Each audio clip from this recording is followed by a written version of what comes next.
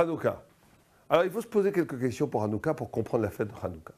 Tout d'abord, tout le monde connaît l'histoire de Hanouka, où le peuple juif ayant vaincu les armées syro-helléniques dans une guerre héroïque, où une poignée d'hommes ont pu vaincre une armée immense.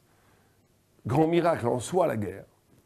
Mais aussi, ce qui est fêté, ce qui est célébré, c'est le fait que, étant devenus tous impurs par le contact des cadavres de nos ennemis, il fallait donc allumer les bougies, réhabiliter le temple. On a purifié le temple, il fallait 8 jours pour apporter de l'huile pure. Il fallait, entre le trajet, la pression de l'huile, etc., à peu près, où il fallait 8 jours pour qu'on puisse avoir de l'huile pure. Or, ils voulaient absolument trouver de l'huile pure, donc ils ont cherché partout. Ils ont trouvé une petite fiole avec le sceau du Kohen Gadol, qui, au lieu de brûler un jour, a brûlé 8 jours. Ce qui a permis au peuple d'Israël d'allumer les bougies du candélabre, de la menorah. C'était un des travaux fondamentaux dans le temple. La menorah que le Kohen faisait, très souvent le grand prêtre le faisait, pour que la lumière divine, plane, ait lieu dans le temple. Maintenant, la grande question, c'est qu'en vérité, ce miracle n'était pas un miracle nécessaire. Parce qu'on a un grand principe qui s'appelle Touma Utra Betzibur. Quand la majorité, même pas la totalité, et là, à première vue, c'était la totalité, mais quand la majorité du peuple juif est impur, alors il n'y a plus besoin de pureté pour travailler dans le temple. Ça s'appelle Touma Utra Betzibur. Quand la majorité du peuple juif devient impur, la condition de pureté n'est plus requise. Donc ils auraient pu allumer les bougies dans l'impureté. Donc tout ce miracle d'huile pure, c'est un luxe dont on n'a pas vraiment besoin. Première question. Il faut répondre à ça. Quel est le sens de ce miracle s'il n'est pas nécessaire? Tous les miracles d'Israël sont des miracles, en tous les cas les miracles que l'on célèbre de façon éternelle, qui font partie du corpus de la liturgie juive à jamais, sont des miracles qui sont constitutifs de la pérennité du peuple juif, qui sont constitutifs de l'essence même de l'éternité du peuple d'Israël. Que ce soit Pourim, où on a failli nous détruire, on est toujours là, que ce soit Pessah, que ce soit l'ouverture de la mer Rouge, etc., etc.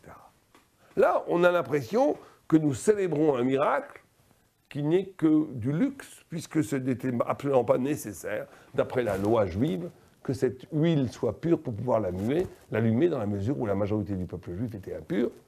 Et on a ce principe de Touma Utra Betzibur. Première question. Deuxième question. Hanouka étant la confrontation du peuple juif et de la Grèce. La Grèce est conçue comme le royaume des ténèbres, puisque dans les premiers versets de la Torah qui indiquent de façon prophétique toutes les grandes civilisations que le peuple d'Israël se devra de traverser dans l'histoire, on a Tohu, Tohu, c'est l'étonnement, c'est Babel. C'est dans le rêve de Daniel un lion au corps d'aigle qui vole très haut, c'est la gloire humaine. Que toutes ces civilisations vont se poser comme des absolus qui concurrencent la Torah. Donc Babylonie, ça va être l'exode où, face à l'absolu de Dieu et de la Torah, va se présenter en nombre, en négatif, en concurrent, l'Avdil. La sacralisation de l'homme lui-même, du pouvoir de l'homme, de la beauté humaine. Ça va être tout le défi de l'exil de Babylonie. Après, il y aura le deuxième exil, qui sera l'exil perse, où là, c'est Pourim, où là, la Perse, dans le rêve de Daniel, c'est Bohu, Bohu, c'est-à-dire confusion. Dans le rêve de Daniel, c'est un ours affamé, insatiable. C'est le règne du corps, du plaisir. C'est pour ça que Pourim, on fait des festins pendant 180 jours. Les dames prenaient des bains de lait pendant 6 mois. Enfin, des choses incroyables qui, même aujourd'hui, nous paraissent aberrantes, alors qu'on est une civilisation de la matière et du plaisir. Mais la Perse avait atteint un raffinement du plaisir inimaginable, même pour nous. Donc, ce qui est posé devant la Torah, c'est l'absolu du corps. C'est pour ça qu'on l'appelle confusion. Bohu, parce que le corps est confus. Le corps embrume, empêche l'esprit d'être clair. Et c'est pour ça que c'est un ours dans le rêve de Daniel, parce qu'un ours est toujours affamé, il n'est jamais rassasié. Le corps, la modalité existentielle du corps, c'est quelque chose qui n'est jamais rassasié. Le corps a toujours besoin de remplir. Troisième bête infernale du rêve de Daniel, troisième vocable dans les premiers versets de la Torah, Rocher. Rocher, c'est-à-dire les ténèbres, et c'est une panthère noire aux quatre ailes, éminemment puissante, vigoureuse, qui est la bête grecque, qu'elle est Rocher. Et le quatrième, c'est la bête infernale, plus que tous, qui dévore les trois premières et qui est l'absolu de Édom, de Rome, qui est dans le passouk Théom, l'abîme, parce qu'on n'en voit pas le fond. Mais en tous les cas, la troisième, pour la Grèce, ce qui nous intéresse, c'est la panthère noire, et c'est Rocher. Rocher, ça veut dire les ténèbres. Donc la Grèce serait les ténèbres. Ce qui est un peu déjà bizarre, parce que dans la conscience et dans la culture non juive, la Grèce, c'est plutôt la lumière, c'est plutôt la philosophie, l'éruption des mathématiques, de la philosophie, de la culture, de la grande beauté lumineuse de la Grèce antique. Non, Rocher, ténèbres.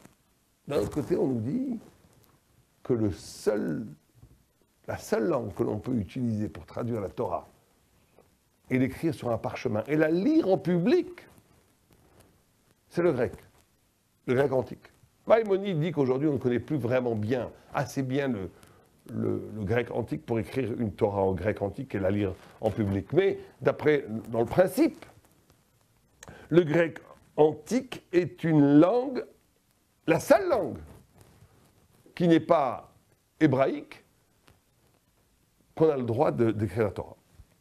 Et là, d'un côté, on te dit Rocher, c'est les ténèbres, d'un côté, on te dit c'est la seule langue avec laquelle tu peux. Bon, alors comment c'est possible? Donc, des questions. Alors, on va répondre à ces questions. Il faut savoir que le Rambam, et surtout le Maharal, expliquent que la discussion, la guerre qu'il y a entre Israël et les Grecs, ou les Inyan la Chochma, c'est lié à la notion de l'intelligence. Il y a deux formes d'intelligence. Il y a l'intelligence grecque et l'intelligence juive. L'intelligence grecque, de façon très curieuse, nous dit le Paraditzrak, qu'il a lui-même appris du Maharal, est elle-même basée sur la Torah. Parce que dans la Torah, vous avez 3 fois 10. Vous avez les 10 paroles de la création, qui s'appellent Asara Mamarim. Vous avez les 10 paroles, les 10 plaies d'Égypte, les 10 frappes que Dieu a frappé l'immense puissance égyptienne. Et vous avez les 10 paroles qui sont données, à un moment donné, sur le mont Sinaï au peuple juif. 10, 10, 10. Or, les 10 paroles de la création sont des paroles qui ne sont pas juste des paroles. Dieu ne dit pas que la lumière fut et la lumière fut. C'est pas ça. Que la lumière soit, c'est une intelligence qui permet à la chose d'être. Quand il dit Vaïré, Vaïboker, qu'il soit soir, qu'il soit matin, c'est l'intelligence qui prévaut au rythme du temps et des planètes, etc., etc. Quand il dit que le 3e jour, que tous les végétaux croissent de la terre, c'est toute l'intelligence qui est liée aux botaniques. Quand il crée le 4e jour, le 5e jour, les poissons,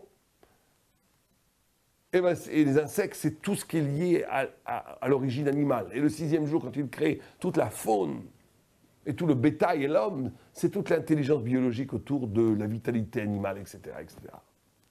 Donc il y a dans les paroles de Dieu une intelligence infinie qui prévaut à l'articulation de l'être. Or la Grèce reçoit ces informations de cette intelligence-là. C'est une intelligence, et c'est extraordinaire. Einstein se disait que le plus grand miracle, c'est qu'il puisse y avoir équivalence entre mon cerveau et l'être, que les deux peuvent être pareils. À première vue, on aurait pu avoir un être qui marche tout seul, avec une économie intellectuelle qui échapperait complètement à l'homme. Non, parce que c'est la chokhma. Comme il y a une chokhma divine dans chaque chose et que Dieu a doté l'homme de chokhma, d'intelligence, et ça c'est l'intelligence grecque. Mais c'est une intelligence dont l'essence, quand on les dit Mahamarot, les 10 paroles qui ont créé le monde, le principe cardinal qui tourne autour, c'est la notion de nécessité. Quand Dieu dit que le monde soit, il sera. Quand il dit qu'un plus un font 2, il sera 1 plus 1 fera 2. Quand il fait la loi de la pesanteur existe. C'est comme ça. Ça reste là. C'est la loi de la pesanteur. C'est nécessaire. Les 10 paroles que Dieu adresse au peuple juif sur le mont Sinaï s'articulent autour de la liberté, pas de la nécessité. Tu tueras pas, tu peux tuer. Tu ne voleras pas, tu peux voler. Tu ne convoiteras pas, tu peux convoiter, etc., etc. Tu respecteras tes parents, tu peux ne pas les respecter. Donc on a 2 systèmes d'intelligence. Un système qui est lié autour des 10 paroles de la création, dont l'organigramme fondamental est la nécessité. Et un autre système qui est lié aux 10 paroles de la révélation, au mont Sinaï, dont l'organigramme principal est la liberté. Bon, jusqu'à maintenant, on pourrait dire 2 systèmes. Mais ces 2 systèmes sont 2 systèmes très différents. Parce que le système de la nécessité, c'est un système où l'intelligence n'est là que pour décrire le monde. On ne peut pas changer le monde, c'est nécessaire. L'intelligence n'est là que comme l'écho de l'intelligence qui a prévalu au moment de la création du monde. L'intelligence de la liberté, c'est une intelligence qui peut révolutionner le monde, qui peut changer le monde. Pour comprendre cette différence de 2 formes d'intelligence, on peut comparer la mort, comme le fait Nachmanide, de Socrate et de Moïse. Quand Socrate, c'est écrit dans l'Apologie de Socrate, écrit par Platon, est condamné à mort par la cité grecque pour les subversifs pour la jeunesse athénienne, il va être tué. Ses élèves viennent le voir et lui disent « Nous avons soudoyé les gardiens, tu peux te sauver. » Bon, il dit « Non, je ne me sauverai pas. » Pourquoi? 1, parce que c'est contre les lois de la cité, je veux respecter les lois. Bon. 2, parce que je ne suis pas un animal. Et alors, je suis un philosophe. Un philosophe doit mourir? Non. Mais il n'est pas prouvé qu'il soit plus intéressant de vivre que de mourir. Si je me sauve, je suis comme un lapin qui me sauve de la cage. Tout le monde se sauve, tout le monde veut instinctivement vivre. Je ne suis pas un instinctif, je suis un philosophe. Or, il n'est pas sûr qu'il vaut mieux mourir que de vivre. Qui vous dit? Qui vous dit que c'est mieux de vivre que de mourir? Peut-être que mourir, c'est mieux que vivre. C'est pas d'où on sait. Si quelqu'un s'est débarrassé du kavod, de l'honneur que donne la société, s'est débarrassé des appétits charnels, s'est débarrassé des bêtises, de l'argent, il est dans la vérité de la vie. Il te dit vivre, mourir. Pareil. Donc Socrate était arrivé à un niveau intellectuel et spirituel où vivre ou mourir, on ne sait pas ce qui est mieux, donc chef alta, c'est donc je ne bouge pas. On voit d'un autre côté que Moïse, Vaïtranan, 515 prières, alors qu'il a 120 ans, qu'il a une vie formidable, qu'il a sorti le peuple juif d'Égypte, qu'il a reçu la Torah, qu'il a parlé à Dieu, lui il sait que Dieu existe, il sait qu'après la mort, quelque chose attend. Il y avait un grand rabbin qui disait qu'avant la mort, beaucoup de gens sont dans le doute. C'est là où il y a le plus grand Yatserara, la plus grande pulsion de ne pas croire, juste avant de mourir. Mais Moïse, il n'a pas ce genre de problème parce que lui, il voit tout. Et pourtant, il veut vivre. Alors, nous dit le Nachmani une chose extraordinaire. Il dit, puisque la Grèce est dans un monde de l'intelligence des 10 Mahamarot, des 10 paroles qu'on crée le monde. Dans ce monde-là, c'est magnifique. Ça nous fait comprendre combien il y a de savoir qu'il y a 36 000 sortes de papillons, 37 000 sortes de papillons, c'est bien. De savoir si les molécules, que les électrons dans un atome tournent autour du noyau de droite à gauche ou de gauche à droite, c'est intéressant. Ça permet de construire des avions, de faire des médicaments, ça permet plein de choses. Mais ça ne donne pas un sens à la vie, si on est honnête. Si on n'attend pas le prix Nobel, si on n'attend pas les récompenses, si on n'attend pas les bêtises, si on est dans la vérité de la vie, ça ne donne pas un sens à la vie. Et bien Socrate était arrivé à ce niveau-là d'honnêteté, où il avait compris que son intelligence ne donnait pas un sens à la vie, vivre ou mourir, pareil. Mais Moïse, qui lui est dans le système de la révélation, de la liberté, où on peut remodifier le monde à chaque instant par le pouvoir de la Torah, Istakla, Boraïta, Bebraït, Alma, le tzaddik qui a la Torah a le pouvoir de changer le monde. Donc chaque jour peut être un nom nouveau. Chaque jour, le tzaddik, le sage, l'initié judaïque, chaque fois qu'il naît, c'est comme un nouveau-né, il peut recréer le monde. Donc il peut révéler des nouvelles facettes de l'infinité de Dieu. Donc Moïse veut vivre chaque jour, il veut rentrer en Eretz Israël, en Israël, pour apercevoir une nouvelle facette du visage de Dieu, qui est invisible en dehors d'Israël. Et donc c'est les Avdil, les Alfé Avdalot. Mais il y a un point commun entre Socrate et l'Avdil Moïse, c'est qu'ils sont honnêtes. Simplement Moïse a une honnêteté qui l'amène à Dieu. Et Socrate a une honnêteté qui l'amène devant le seuil de l'absurde. et parce qu'il est dépendant d'un système de connaissances qui est explicatif du monde. Alors que la Torah n'est pas un système qui explique le monde. Il est un système qui est avant le monde, puisque la Torah a été créée avant le monde, elle est plus ancienne que le monde. Donc elle a en elle le pouvoir de modifier le monde. Donc c'est ces deux formes d'intelligence dont il est question.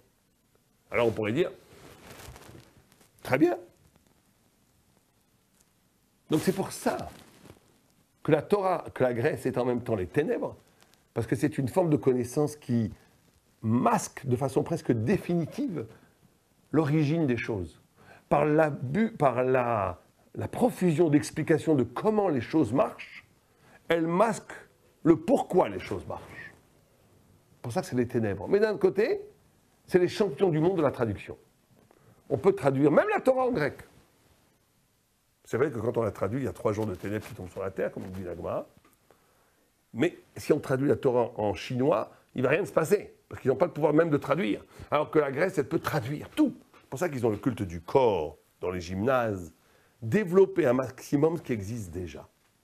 Pour ça, c'est les champions du monde. C'est pour ça que la Grèce a cette subtilité, cette force, la langue grecque, de pouvoir même développer, traduire la Torah. Mais c'est en même temps les ténèbres, parce que cette traduction elle-même, cette mise en forme accessible et universelle, cette capacité de tout traduire, de tout expliquer, les choses telles qu'elles sont, sans en voir l'en-deçà ni l'en-delà, c'est les ténèbres les plus radicales. Donc on a répondu à notre première question. Mais notre deuxième question, c'est tout d'abord, pourquoi est-ce qu'il y a la guerre? On pourrait très bien avoir 2 systèmes magnifiques, des Grecs qui sont là pour expliquer comment le monde y marche, faire des universités, des laboratoires, nous créer des autoroutes, des avions, des médicaments, tout va bien. Et nous, dans les Bétamirages, dans les synagogues, on est là pour dire le sens du monde. Et la Bible pour illuminer le monde entier, pour donner le sens à la vie. Et tout va bien, pourquoi est-ce qu'il faut une guerre? Non. C'est que là, on rentre dans un des problèmes les plus épineux. C'est qu'il y a un passage qui dit « Imlo briti shamein varetz lo barati ». Sans ma alliance, c'est-à-dire sans la Torah, je n'aurais pas créé ni la terre ni le ciel.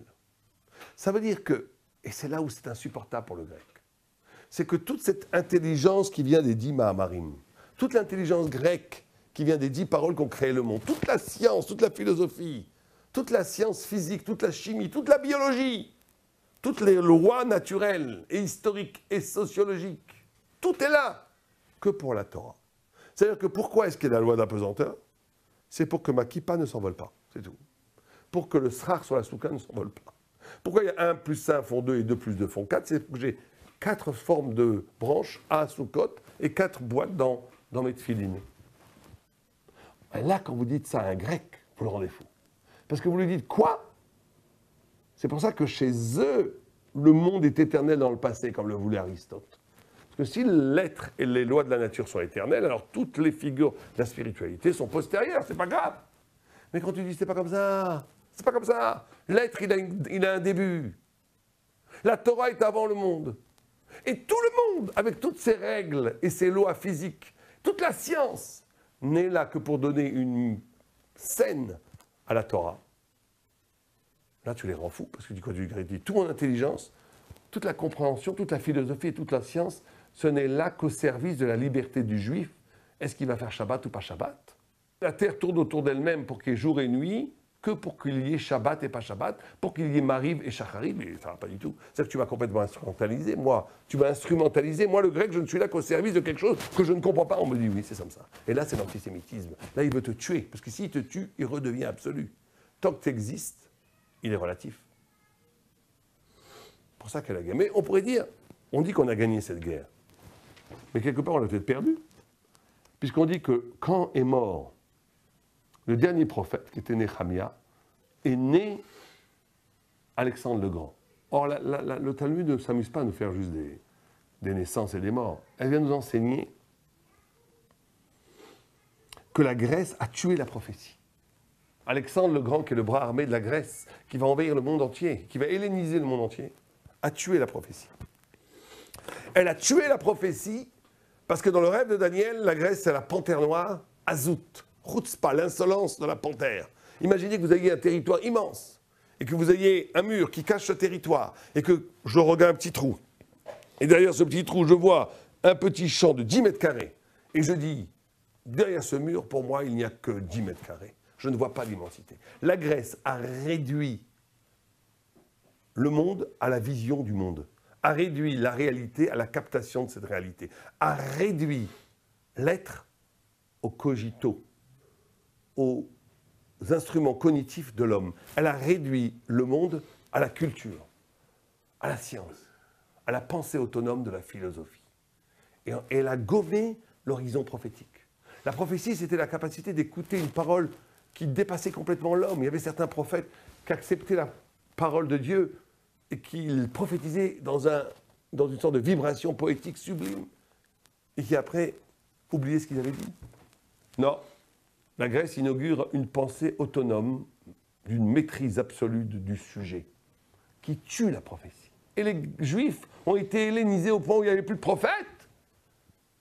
Donc les Juifs, les sages, ils ont dit, mais c'est la fin des haricots.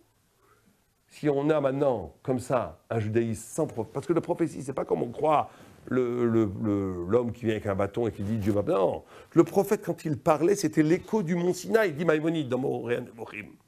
Un prophète, quand il parle, il réactualise le mont Sinaï au point où même le plus grand des athées, s'il écoute un prophète, il devient plus religieux que nous tous.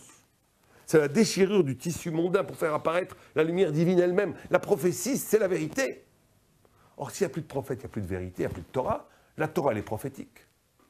Étudier la Torah, c'est de reconduire l'éruption, l'événement sinaïque dans la vie, au-delà du temps et de l'espace. Or, s'il n'y a plus de prophète, il n'y a plus de Torah. La Torah, c'est plus qu'un commentaire, c'est plus de la culture, c'est plus de la Torah. Or, c'est peut-être ça le plus grand miracle de Hanouka.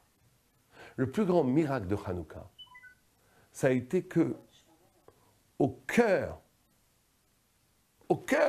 des ténèbres grecques, est née toute une flamboyance qui s'appelle la Torah Shebaal Peh.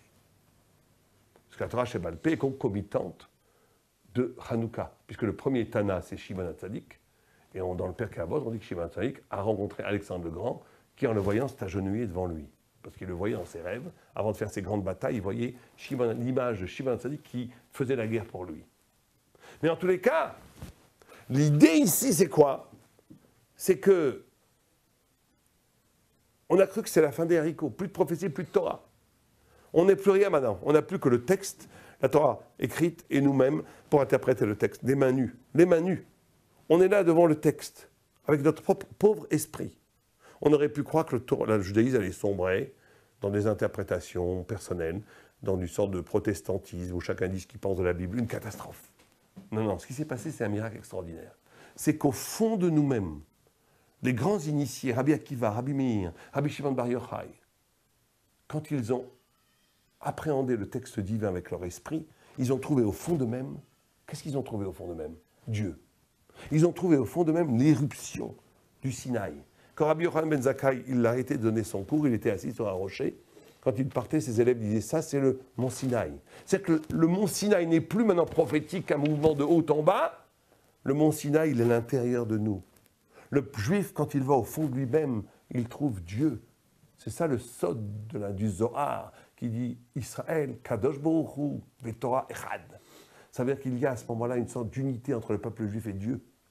Au point où même démuni de prophétie, quand quelqu'un enlève toutes les scories, toutes les impuretés, toutes les informations stériles, et qu'il est véritablement dans la sensibilité, dans la corde de son âme, et que c'est cette âme qui écoute la parole de Dieu, s'opère une révélation intérieure que le Sinaï lui-même. Et ça, c'est les lumières de Hanouka. C'est les milliers de lumières. C'est chaque initié, chaque grand rave qui dit qu'il comprend la Torah. La Torah, ça sera la somme de tous les secrets de l'écoute de chacun, comme des milliers de lumières. C'est pour ça qu'on allume 36 bougies de Hanouka pendant Hanouka, par rapport aux 36 heures que Adam Arishon était dans le Gan Eden avant d'être expulsé, puisqu'il a été créé le matin du vendredi, donc ça fait 12 heures, plus Shabbat, ça fait 24 et 12, 36, il a été expulsé Motzei Shabbat, parce qu'il s'agit de retrouver à l'intérieur de nous ce qu'on appelle le Or Ganouz, cette lumière de la vérité en soi, mais qui passe par la réflexion de l'âme, comment l'âme réagit à la parole de Dieu. C'est toute la Torah Shebaal Peh. C'est une nouvelle, c'est ça qu'on dit Chacham Adif Minavi, que le sage est plus grand qu'un prophète, parce que le sage, il fait corps à la vérité dans son intériorité, alors que le prophète, il accueille de l'extérieur. Et donc on inaugure une nouvelle phase de l'intelligence thoraïque qui passe par l'esprit et non plus par la prophétie. Et c'est pour ça qu'il voulait un miracle. On a posé la question, en quoi avait-on besoin d'un miracle? On n'avait pas besoin de miracle. Puisque tout le monde était impur. Non. Il voulait être sûr que ce nouveau visage du judaïsme était validé, agréé par Dieu. Or, on a un principe, c'est que le miracle ne peut pas se passer dans quelque chose d'impur. Quelqu'un qui va en boîte de nuit, il ne peut pas espérer avoir un miracle. Pour avoir un miracle, il faut être pur. Donc, il voulait trouver une petite fiole pure pour voir si un miracle allait s'opérer pour que ça soit le témoignage que la Shrina Shora Israël, que la Shrina est encore en Israël, que cette nouvelle façon de comprendre la Torah soit conforme à la volonté de Dieu. Et quand ils ont vu le miracle, ils ont fait les Odaot, des grandes hallels, des grandes louanges, parce qu'ils ont compris que Dieu ne les abandonnait pas. Oui, il n'y a plus de prophétie. Les hellénistes nous ont contaminés par l'esprit hellénique du subjectif qui empêche la prophétie. Mais au cœur même de ce subjectif est née une nouvelle forme de Torah qui est la révélation sinaïque à l'intérieur de soi, et le miracle en est le témoignage. Et c'est peut-être ça le plus grand miracle de Hanouka.